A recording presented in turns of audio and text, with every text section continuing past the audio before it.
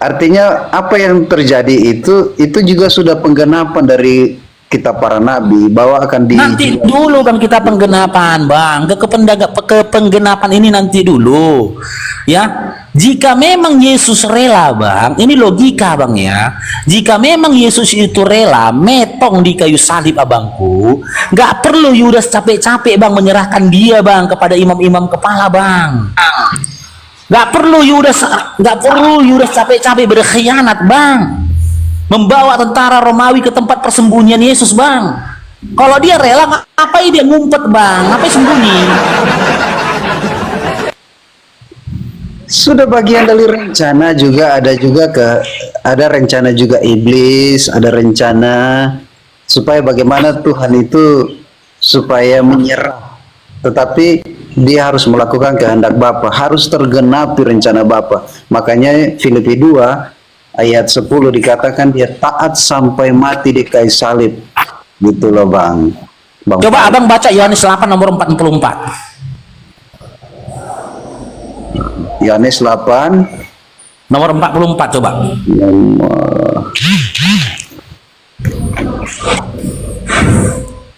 nomor 44. Ya, iblis yang menjadi bapamu dan kamu ingin melakukan keinginan-keinginan bapamu. Ia adalah pembunuh manusia sejak semula dan tidak hidup di dalam kebenaran. Sebab di dalam dia tidak ada kebenaran. Apabila ia berkata dusta, ia berkata atas kehendaknya sendiri. Sebab ia adalah pendusta dan bapa segala pendusta. Oke, makna dari Yohanes 8 nomor 44 ini, kalau kita baca dari Yohanes 42 sampai 45, kenapa Yesus mengatakan iblis yang jadi bapakmu kepada orang-orang yang pada saat itu? Ya, karena di dalam iblis tidak ada kebenaran. Nggak gitu loh bang. Nggak gitu isinya bang.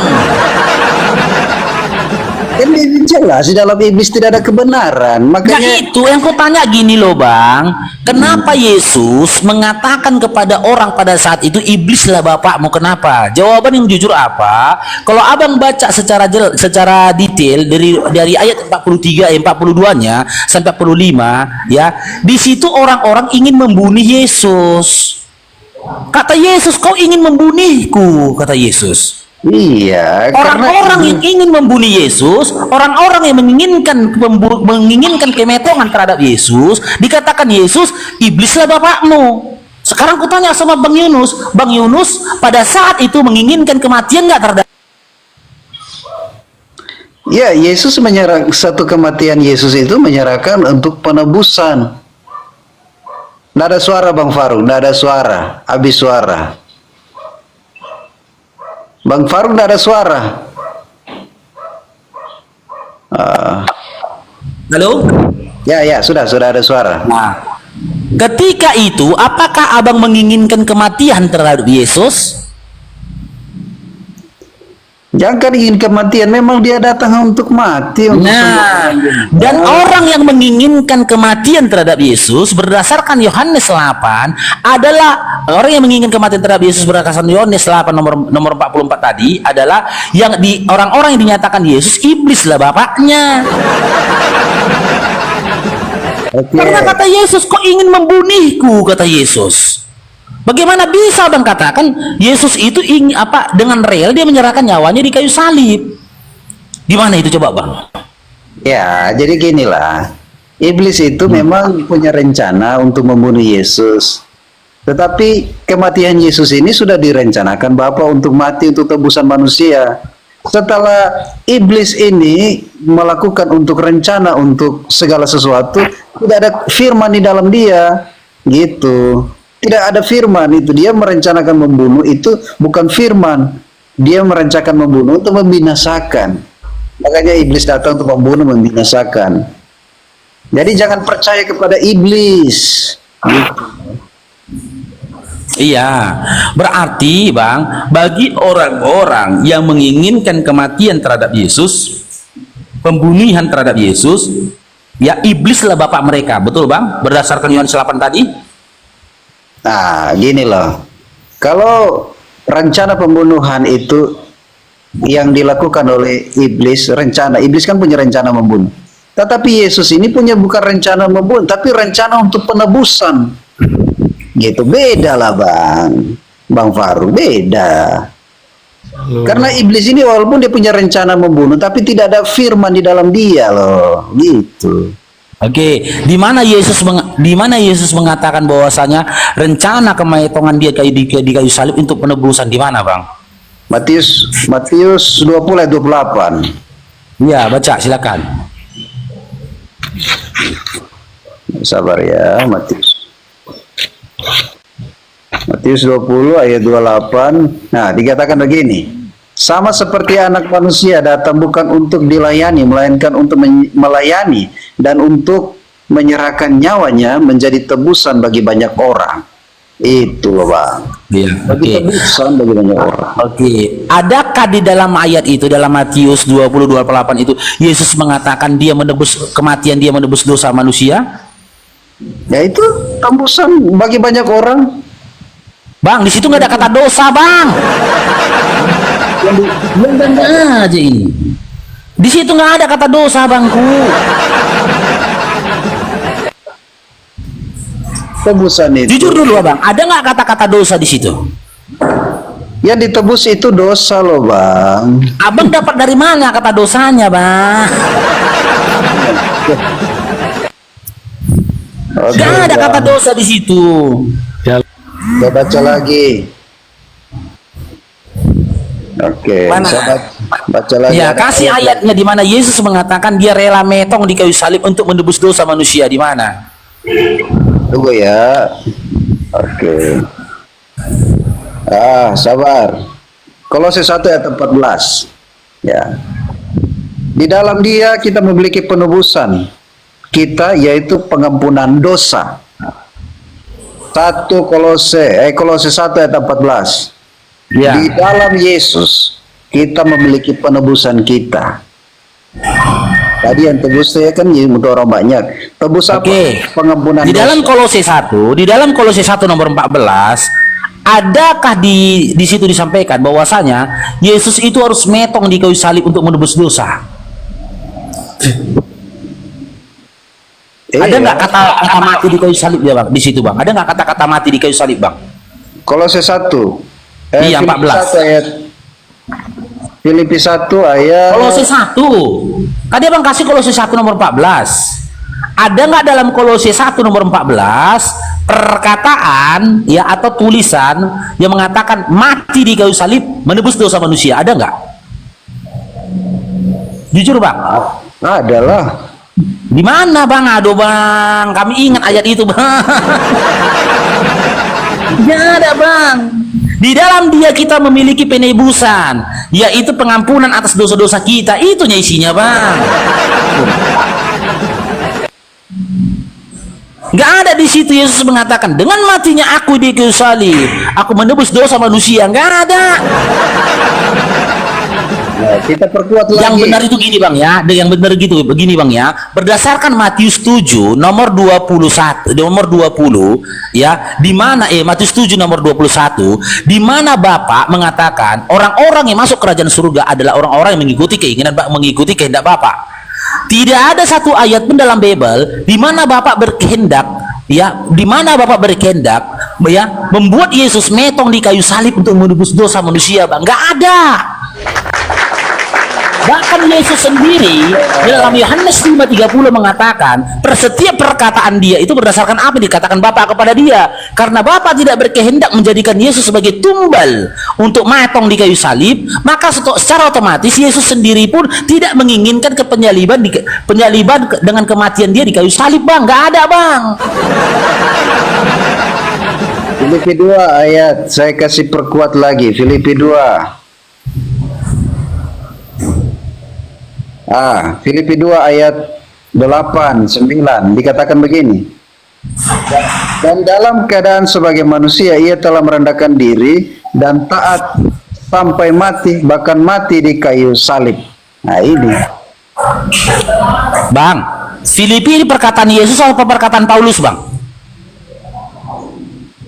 Semua surat Paulus ini adalah perkataan Tuhan. Bang, kalau ini perkataan Yesus, ya, ya. Kalau ini perkataan Yesus, bunyinya itu bukan dia, Bang, tapi aku. Kalau ini perkataan Yesus, ya, ibunya bukan dia. Ini kan isinya kan, dan dalam keadaan sebagai manusia, ia telah merendahkan dirinya. Ini perkataan Paulus, ini sangkan Paulus, bukan perkataan Yesus. Kalau perkataan Yesus, dia Yesus yang berkata begini, bagi isi ayatnya, Bang. Dan dalam keadaan sebagai manusia, aku telah merendahkan diriku dan taat sampai metong, bahkan sampai saat mati di kayu salib. Ada kata-kata aku, bukan dia, Bang. Surat Filipi itu tulisan-tulisan Paulus untuk orang-orang di Filipi. Bahkan sampai detik ini pun mungkin Paulus nggak percaya, terkejut dia. Ternyata surat-surat yang mau diberikannya kepada orang Filipi dikutip oleh teman-teman Kristen, dijadikan kitab suci. Karena tidak ada legalitas yang dimiliki pihak Kristen untuk menjadikan tulisan-tulisan Paulus menjadi kitab suci. Paulus dipakai Tuhan itu untuk menjadi alatnya Tuhan. Di mana Yesus mengatakan mengangkat Paulus menjadi alatnya, di mana? Kisah Para Rasul 9. Tengok lagi ya, kita kemana-mana bang dalam lompat tengok nih ya. Kisah Para Rasul 9 ayat 15. Dengan 9 ayat 15. ya. Itu pertobatan Saulus. Dengar bang ya. Tetapi firman Tuhan kepadanya, pergilah sebab orang ini adalah alat pilihan bagiku untuk memberitakan namaku kepada bangsa-bangsa lain serta raja-raja dan orang-orang Israel. Abang tahu nggak? Ya, abang tahu nggak di dalam original teksnya kata alat ini apa bang? Artinya bang? Kata alat di sini apa itu? Alat atau alat utusan Tuhan. Seharusnya utusan kan bang? Iya. Makna dari kata alat di sini seharusnya utusan kan bang? Iya. Iya kan? Akan tetapi di dalam bahasa Yunaninya bang, makna tulisan ayat di alat di situ adalah skeus. Abang tahu apa skeus? Syukron abangku, jazakallah khair. Abang tahu arti skeus?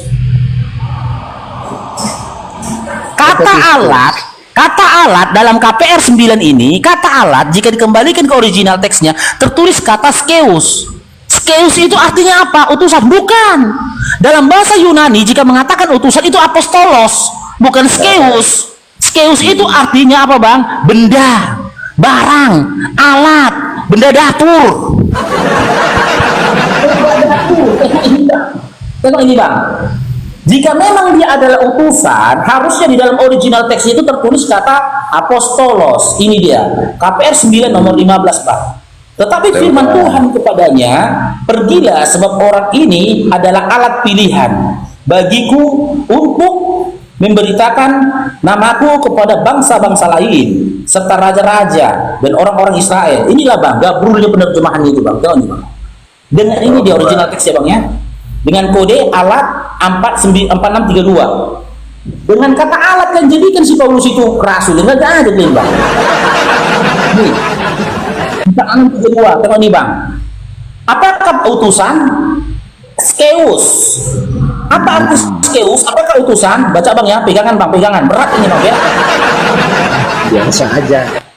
Benda. Benda-benda. Barang. Alat, suatu benda. Apa ini? Barang.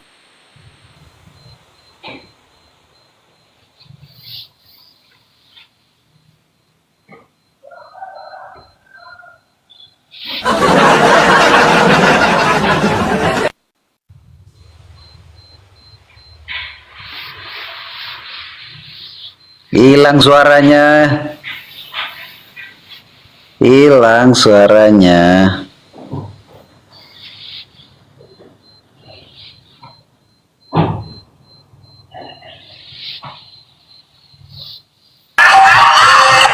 Bukan hilang bang, kena benet aku bang, kena benet aku, waduh.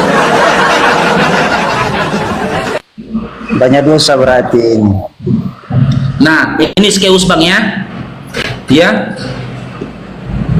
Arti skeus itu bang, benda perabot rumah tangga bang.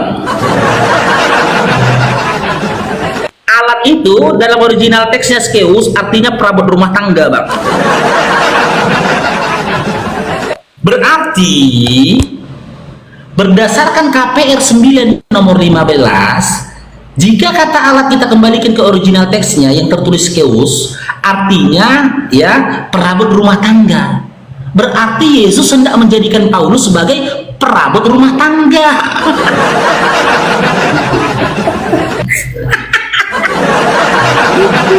Bukan sebagai utusan atau rasul, bukan.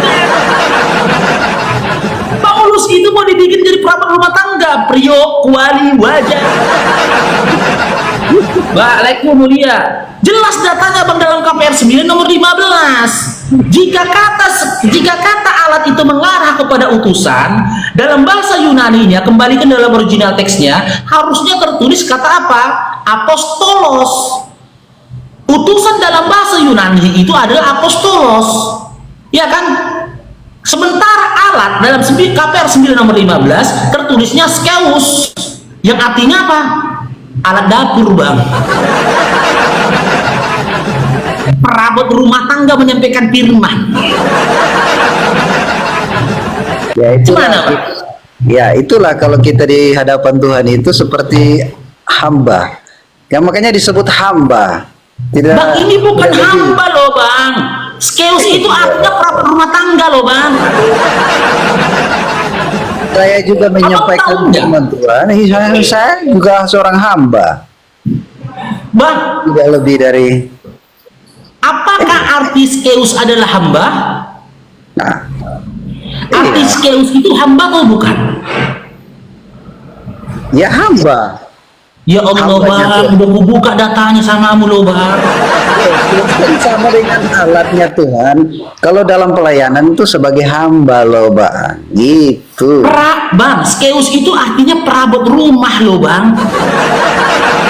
Gimana nih bang ini?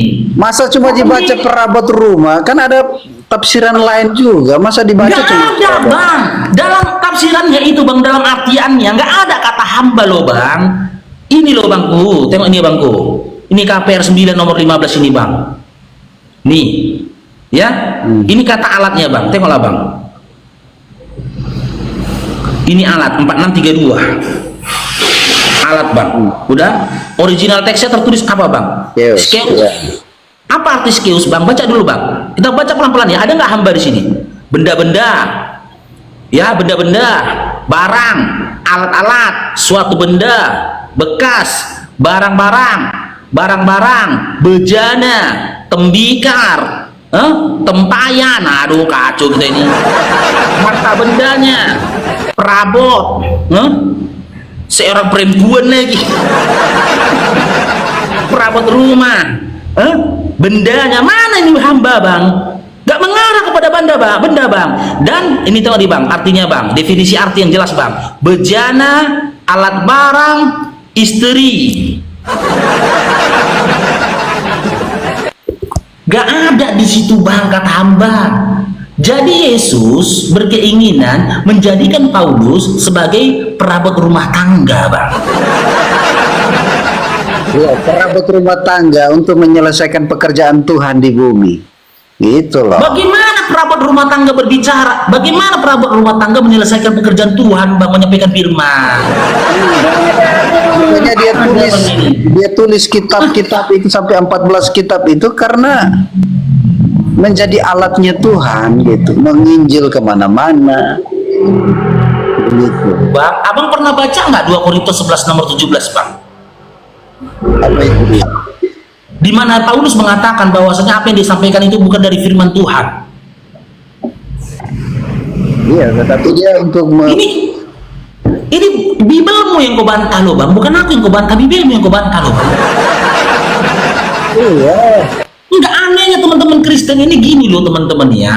Ya, ketika Bible-nya berbicara tentang benda dan alat-alat dapur, mereka memahaminya itu adalah rasul. Cuma Bible-nya menyampaikan menyampaikan bahwasanya itu adalah alat-alat rumah tangga, alat-alat dapur, mereka membaca dan memahaminya itu rasul. Coba. Bibelnya menceritakan, menyampaikan bahwasanya itu adalah utusan, mereka membaca dan memahami itu adalah Tuhan. Gimana itu? Bibelnya menyampaikan bahwasanya dia adalah manusia. Noise logam hati. Bibelnya menyampaikan bahwasanya dia adalah manusia, mereka membacanya itu adalah Tuhan. Jelas bang, di dalam original teks kalian yang bahasa Yunani, jika mengarah kepada utusan itu tulisnya apostolos, iya kan, bukan skeos. Apostolos itu utusan, skeos itu alat-alat rumah tangga. Bagaimana alat-alat rumah tangga, panci, wajan, kuali menyampaikan firman Tuhan? Ya enggak ada. Bersyukurlah dipakai Tuhan daripada dipakai setan, gitu loh. Bang, jika abang berbuat sesuatu tanpa perintah dari Tuhanmu, berarti kau dipakai setan, bang. Iya kan? Tidak ada pengarahan dari Tuhanmu, tapi kau lakukan, berarti kau dipakai setan, bang. Jadi bersyukur Paulus itu dipakai Tuhan untuk menjadi alat. Di mana Bapak yang telah mengutus Yesus mengatakan Paulus ini dipakai oleh Tuhan? Di mana, bang? Atau di mana Yesus mengatakan Paulus dipakai oleh Yesus untuk menyampaikan firman Tuhan? Di mana, bang?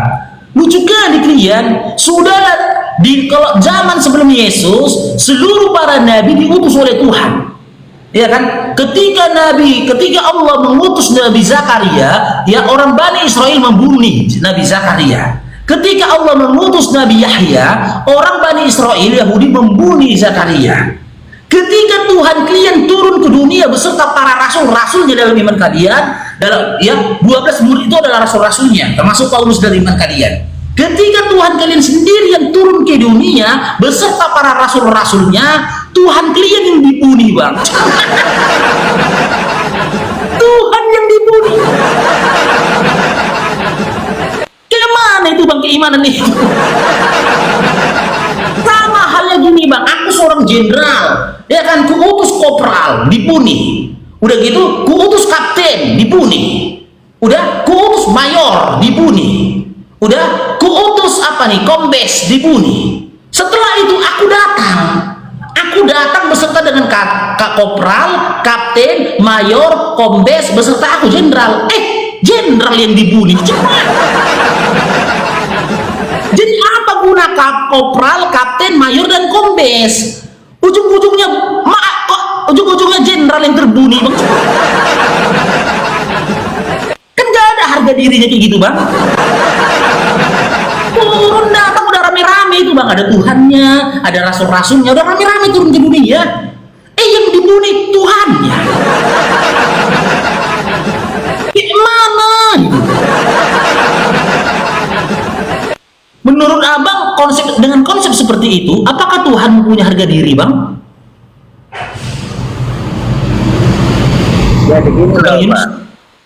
Jadi gini loh, bang. Yesus datang itu untuk mati untuk semua orang. Nggak ada dia ngomong gitu, bang, nggak ada. Korintus 5:13. Itu tulisan Ini. Paulus lagi tuh, bang. Itu tulisan Paulus itu. Jelas dalam Korintus 11, 2 Korintus 11 nomor 17. Kan udah dibilang Yesus, Paulus, bang. 2 Korintus 11 nomor 17. Sudah dikatakan oleh Paulus bahwasanya apa yang disampaikannya itu bukan firman Tuhan. Ketika aku meminta legalitas atau legitimasi dari Yesus menjadikan Paulus sebagai rasul, maka seharusnya abang berikan perkataan dari Yesus, bukan lagi tulisan Paulus, karena Paulus sudah mengatakan semua tulisan-tulisan dia itu bukan dari firman Tuhan. Bubar jemaat, bubar. Pulang ke rumah jemaatnya, pulang.